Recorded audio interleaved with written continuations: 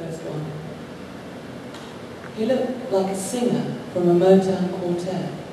Not the lead with the stunning features, but the big guy at the back in a polo neck sweater and jacket, slick but unobtrusive. He looked like Malcolm X when he squinted over his little lawyer specs and sternly checked me out. He looked like Satchmo when his big smile ripped through his face and eyes, and he roared with unexpected laughter, rocking his body forward and back. His face looked like a smooth Yoruba mask, timeless, when he leaned over me or closed his eyes beneath me. He looked like rolling thunder, spilling fast across a plain, coming in for the kill with lightning speed.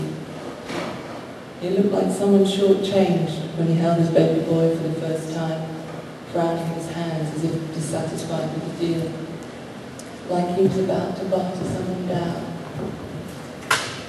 He looked like a little boy in too big shorts when I walked away, a flicker of indecision in his eye.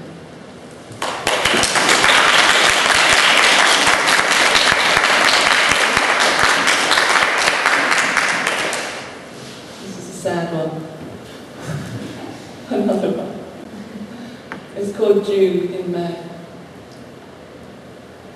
After all the years, you lay in bed for weeks, getting thinner and thinner, longer and longer, till I sang like a tuning fork when up you popped, a skeletal flat standing, thirsting for fresh strawberries, little juicy quarters dusted with sugar, guzzled down and dripping from your chin, grinning at me with your grey face and grey room, terrifying me with your lovely skull.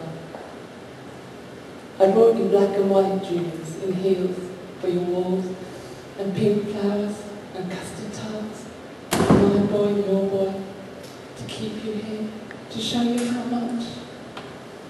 Enough now.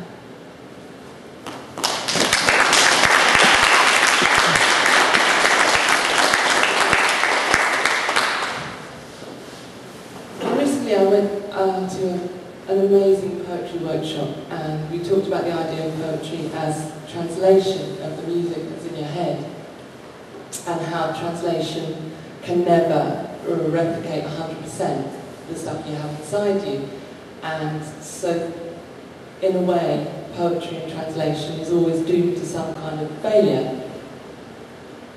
And if that's the case, the argument went, if we're going to fail, why don't we just fail splendidly and beautifully?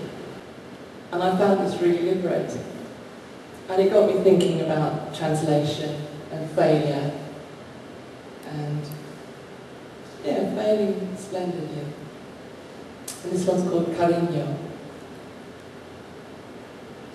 Suavemente, bésame, quisiera sentir tus labios besándome otra vez. It's not important that he came from Mexico, but when he spoke of an intercambio de lenguas, my knees failed me. I never was a religious woman, but the pull of the beads of the rosario caught me deep inside and shook out my dusty heart. A danzón is a dance like any other, a woman and a man, music, a mapping out of geometrical shapes with our feet. Aguacate, mariposa, beso, only words, mi amor.